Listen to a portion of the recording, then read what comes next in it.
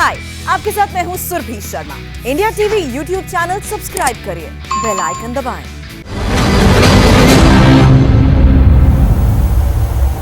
संकल्प और साहस से कैसे हम कोरोना की जंग जीत सकते हैं। जब लोग मुश्किल में हो, कठिनाई में हो, तो कैसे संत समाज लोगों का हौसला बढ़ा सकता है। संत समाज कैसे मिसाल बन सकता है। इंडिया टीवी पर हौसला बढ़ाने वाले इस कॉन्क्लेव में अब हमारे साथ साध्वी रितंबरा जुड़ रही हैं, जो वात्सल्य, ममता और प्रेम की प्रतीक हैं। साध्वी रितंबरा अपनी ओजस्वी वाणी के लिए भी जानी जाती हैं, साथ ही अपने सामाजिक कार्यों के लिए उन्हें दीदी मां कहकर भी बुलाया जाता है। साध्वी रितंबरा जी, बहुत बहुत स्वागत आपका इंडिया टीवी पर। रितंबरा जी, मैं आपको बहुत पढ़ता हूं, आपकी वीडियोस देखता हूं। आपने कई बार यह कहा है कि विपरीत और विचित्र जब स्थिति होती है, परिस्थिति होती है, तो ऐसे में समाज के धैर्य की परीक्षा होती है। तो ये जो मुश्किल समय आया हुआ है, ऐसे में अपनी आंतरिक और अपने अंदर की शक्ति को कैसे जागृत करे कोई? हम सबके भीतर भारी शक्ति रहती है जब भी विपरीत परिस्थिति आती है, और अगर हम अपनी सामर्थ्य पे भरोसा नहीं रख पाते तो हम बिखर जाते हैं। लेकिन जब हमें ये पता होता है कि हम एक अतीव अनंत शक्ति के, वो शक्ति हमारे भीतर प्रकट होती है, वो धैर्य के रूप में ही प्रकट होती है। कभी कभी कहीं आपको शौर्य का प्रदर्शन करना होता है, लेकिन बहुत सारी विपरीत परिस्थितियों में धैर्य भी बहुत बड़ा उपकरण होता है जो हमारे अंदर अनुस्यूत होता है। देखिए, कोई भी ताकत, कोई भी शक्ति जो है वो हमारे भीतर है। हमारे मन के पास भारी शक्ति है जो विपरीतताओं में भी जब वो डटकर खड़ा होता है ना व्यक्ति, तो उसके लिए मार्ग बनता है। आप देखिए, अगर चिंतन का प्रवाह है पंकज, नदी की तरह, नदी भी तो बहती है ना, चट्टानों को रेत बना देती है। अगर प्रवाह है आपके चिंतन में, सामर्थ्य है आपके पास स्थिरता की और निर्भयता की, ये बहुत जरूरी है। स्थिरता और निर्भयता बहुत बड़ी ताकत हमारी भय छीन लेता है। जब भी भय हमें अपलावित करता है ना, घेरता है, तो हमारी सारी सामर्थ्य नष्ट हो जाती है। विचार की शक्ति भी नष्ट हो जाती है और कर्म की शक्ति भी नष्ट हो जाती है। इसीलिए विपत्तियां तो आती हैं समाज में, व्यक्ति में। आज तो राष्ट्र के रूप में नहीं, विश्व पे ये आपत्ति है। जो विपत्तियां होती हैं ना, वही विपरीतताएं हमारी परीक्षा करती हैं।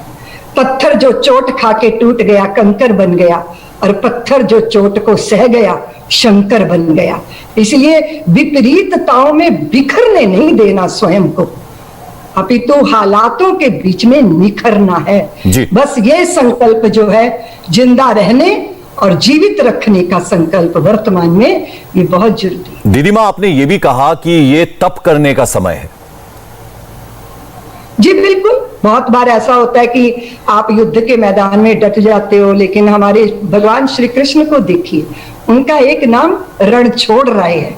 कभी कभी ऐसा भी होता है कि आपको युद्ध से पलायन करना होता है, कभी कभी ऐसा होता है कि आपको शौर्य का प्रदर्शन करना है, लेकिन कभी कभी ऐसा होता है कि सारे पराक्रम को समेट के बैठ जाइए। जैसे कछुआ जब उसे दिखाई देता है कि सामने खतरा है, तो वो अपने हाथ पैर समेट लेता है। तो अपने आप को समेट लेना, ये भी तो एक विधा है ना। मन को संयमित कर लेना, अपनी इंद्रियों की लालसाओं को समेट लेना, और अपना समस्त एकाग्र होकर बैठ जाइए। आप अपने घरों के अंदर नहीं कर सकते सेवा, पर आप इस चेन को तो तोड़ सकते हो ना, अपने ऊपर संयम करके। ये बहुत जरूरी होता है। और देखिए, तप उसको नहीं कहते पंकज कि धूनी में रमा जाए, धूनी रमाई जाए। तप उसे नहीं कहते कि आग में तपा जाए। तप उसे नहीं कहते कि उसी भर को नहीं कहते कि शरीर पे भस्म रचा ली जाए। तप ये भी है कि मन को मार लिया जाए, और जिसने मन को जीत लिया वो सारे जग को जीत लेता है। और जो मन को जीतना जानता है उसको हम जितेंद्रिय बोलते हैं, उसको हम इंद्रजीत बोलते हैं। वो इंद्रिय जयी होता है। और आप देखो, हम भारतीयों की प्रार्थना क्या होती है कि हमको मन की शक्ति देना, मन विजय करे। अगर हमने अपने मन पे जय नहीं की ना, तो हम किसी पे जय नहीं कर सकते। इसलिए ये काल अपने मन पे जय कर, अपने अंकुश में लेने का समय है। और भारतीयों के लिए ये सहज होना चाहिए था पंकज। हम आध्यात्मिक देश हैं, हम धार्मिक लोग हैं, हम जानते हैं कि विपरीत परिस्थितियों में, अभी आप देखो पंकज, मुझे स्मरण आ रहा था कि लॉकडाउन की बात है ना, कुरुक्षेत्र के मैदान में भी टिटिहिरी की एक ना करुण पुकार सुनी थी भगवान कृष्ण ने। 18 दिन का युद्ध था पंकज वो, और योद्धा से टकराने के लिए यानी मृत्यु का वो महायज्ञ हो रहा था, और उसमें एक टिटिहिरी पक्षी बहुत रोई और उसने भगवान से कहा कि मेरे अंडे है ना वो धरती पर पड़े हैं, उनकी रक्षा कौन करेगा। अगर दुनिया में कुछ भी हो जाए ना पंकज, हमें फर्क कम पड़ता है, पर हमारे साथ कुछ हो जाए तो हमारी दुनिया बदल जाती है। तो हुआ क्या कि भगवान ने अर्जुन से कहा कि सामने जो हाथी खड़ा है ना, उसके गले में जो घंटा बंधा है उसकी जंजीर पर बाण चलाओ। तो वो बाण चलाया जब अर्जुन ने, वो घंटा गिरा औंधे मुंह, और 18 दिन के बाद वो किसी हाथी के पैर से टकरा के जब हटा तो उस घंटे के नीचे से टिटिहिरी के चू चू करते चहचहाते जीवित 4 बच्चे निकले थे। जब चारों तरफ लाशें पटी पड़ी थी, वहां जीवन चहचहा रहा था, क्योंकि टिटिहिरी को मानो भगवान ने इशारा किया हो कि अपना दाना पानी लेके लॉकडाउन हो जाओ, ये समय बाहर भटकने का नहीं है, अपने आप को समेट लेने का है। तो कई बार पौराणिक कथाएं भी ऐसी होती हैं पंकज, जो हमें दृष्टि देती हैं, और आप जानते हो कि नजर बदल गई तो नजारे बदल गए, किश्ती का रुख बदला तो किनारे बदल गए। आज हमको इसकी जरूरत है, हम उसका उपयोग करें, क्योंकि बातें कहने सुनने के लिए तो नहीं होती ना पंकज, बातें तो सद्विचार तो वांगमयी सत्ता जो हमें कहती है, वो कहती है कि अपने जीवन में धारण करो। तो वही समय है आज हम भारतीयों के लिए। रितम्बरा जी, आपने ये भी कहा है कि विघन में राह बनाने का काम करना चाहिए, मार्ग बनाने का काम करना चाहिए, पर यह आसान तो नहीं है। आसान तो कुछ भी नहीं होता पंकज, लेकिन कुछ भी असंभव तो नहीं होता ना। चीजें आसान नहीं होती, दुर्गम होती हैं, दुष्कर होती हैं, लेकिन असंभव नहीं होती।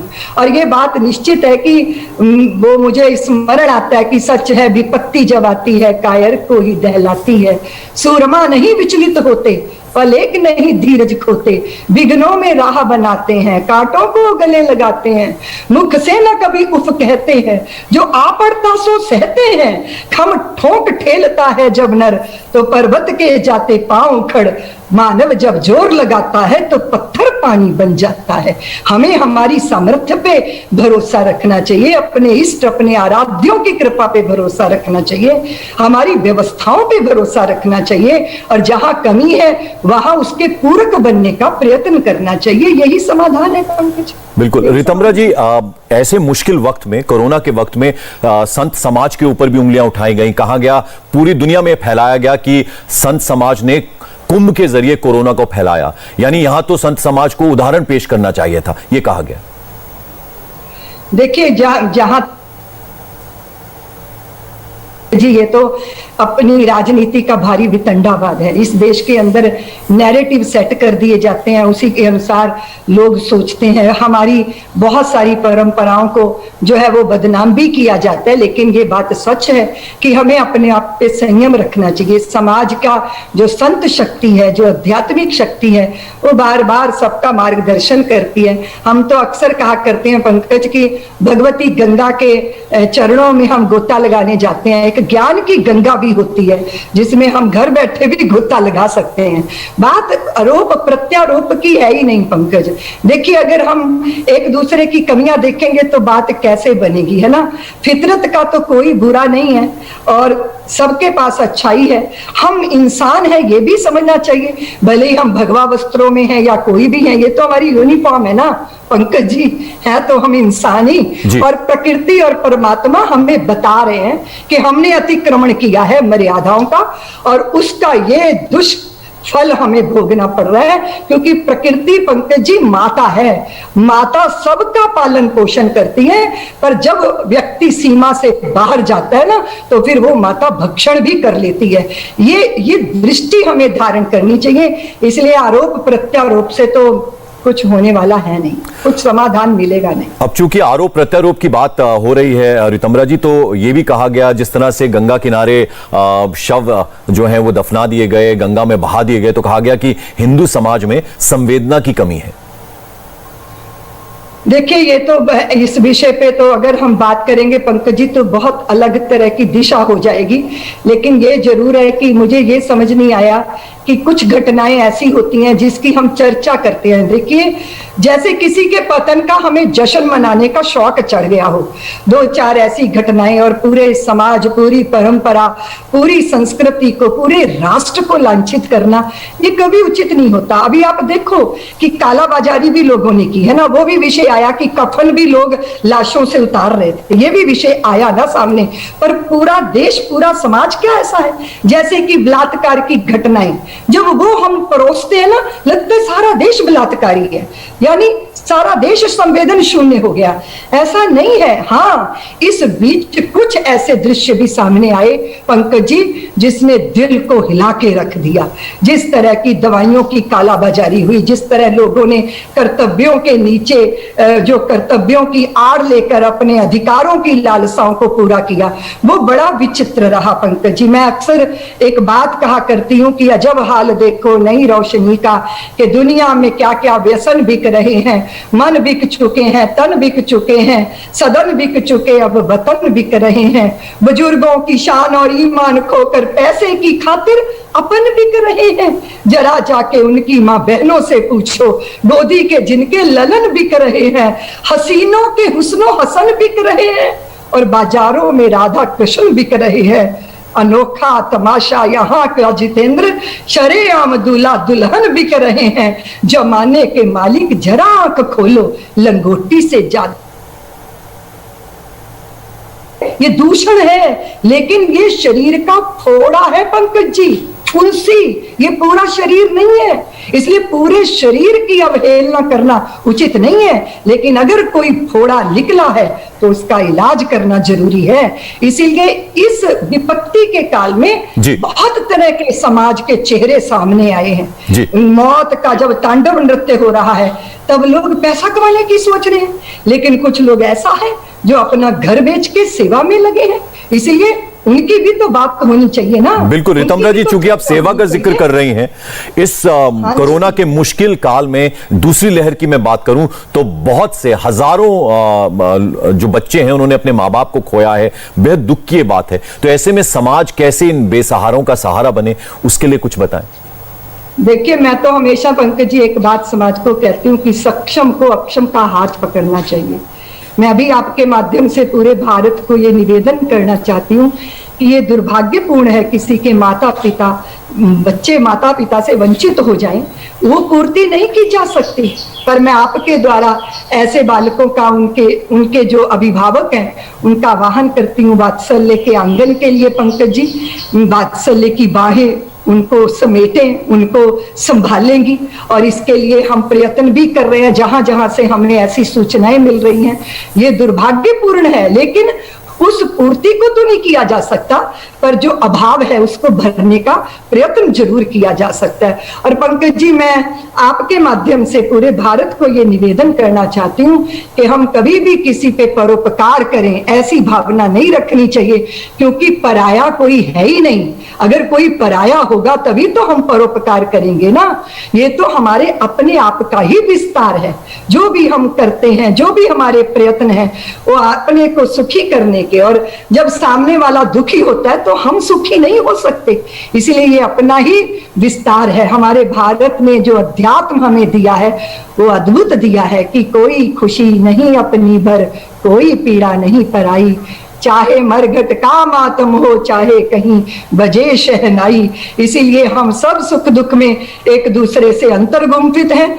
जिसकी जो सामर्थ्य है वो आगे बढ़ के प्रयत्न कर रहा है। मैं पंकज जी उन सब डॉक्टर्स का, उन सब पुलिस कर्मचारियों का, मीडिया कर्मियों का, समाज के सेवकों का, जिन्होंने अपने तन की फिक्र नहीं की, वो समाज में लगातार हैं, उन दुख दर्दों को वो जी रहे हैं, उसको दूर करने का प्रयत्न कर रहे हैं, वो सब साधुवाद के पात्र हैं। वो सब, उन्होंने भारत की कोख को धन्य कर दिया ऐसी संतानों ने। वो सचमुच सचमुच साधुवाद के पात्र हैं। मैं उन सब ऐसी संतानों का आप पंकज जी आपके माध्यम से आवाहन करना चाहती हूँ। वात्सल्य का आंगन ऐसी ही संतानों के लिए है। हम प्रयत्न करते हैं उनको प्रेम देने का, वत्सलता देने का। रोटी तो शरीर की जरूरत होती है पंकज जी, सबसे बड़ी जरूरत तो प्रेम की और वत्सलता की होती है। किसी को दया का पात्र बनाना उचित नहीं होता, उसको उठ के खड़ा करना, चलने योग्य बनाना, ये सबसे बड़ा उत्तर। रितंबरा जी, जैसे ही आपकी बारी आई आपने सबसे पहले जाकर टीका लगवाया। बहुत से लोगों ने टीके को लेकर भी अफवाह उड़ाई थी।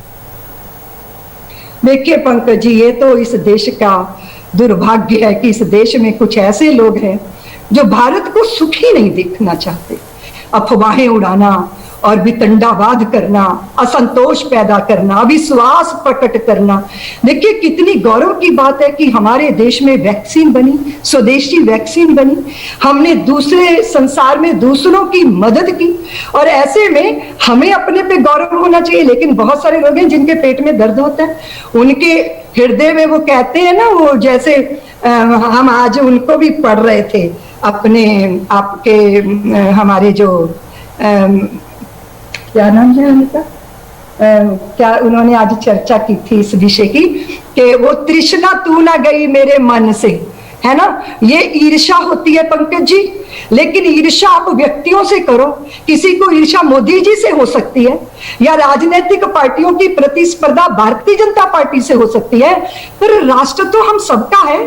भारत का गौरव तो हम सबका गौरव है ना। जब उन वैज्ञानिकों का स्वागत करने का समय था, तब हम अपने ही द्वारा निर्मित की गई वैक्सीन पे अविश्वास पैदा कर रहे हैं और वही लोग हैं पंकज जी अभी जा के टीके लगवा रहे हैं। लेकिन उन्होंने जनता को कितना भ्रमित किया। इसलिए प्रारंभ में टीका लगाने वाले क्षेत्रों में टीके लगवाने वाले लोग नहीं थे, 5-5, 6-6 लोग थे। जब सबको वहां जाकर खड़े होना चाहिए था, तब नेताओं ने जनता के दिल में ये अविश्वास पैदा किया।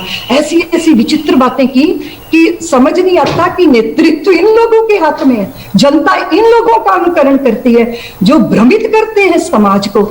ये दुर्भाग्य है देश का। मुझे लगता है पंकज जी, कदाचित ये देश समझे कि राष्ट्रहित सर्वोपरि है, उससे ऊपर कुछ भी नहीं है। दलगत राजनीति भी तब कर पाएंगे जब देश बचेगा।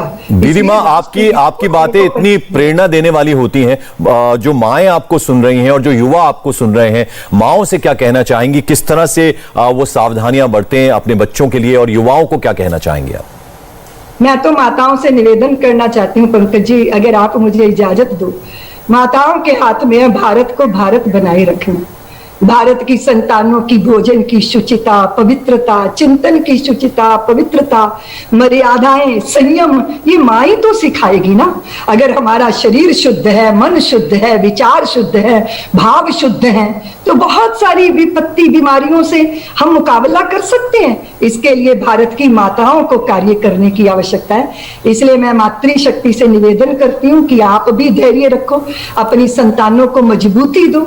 और सबसे बड़ी मजबूती शारीरिक नहीं होती, मानसिक भी होती है। और मानसिक मजबूती आती है पंकज जी जब हमारे पास अध्यात्म का आधार होता है, जब हमें यह भरोसा होता है कि कुछ भी बुरा होगा उसमें हम टिक के खड़े रह सकते हैं। और पंकज जी, मैं तो भारत की माताओं को निवेदन करना चाहती हूँ कि एक व्यक्ति था जिसका घोड़ा खो गया था, तो वो लड्डू बांट रहा था। किसी ने कहा कि भैया तू लड्डू क्यों बांट रहा है? बोले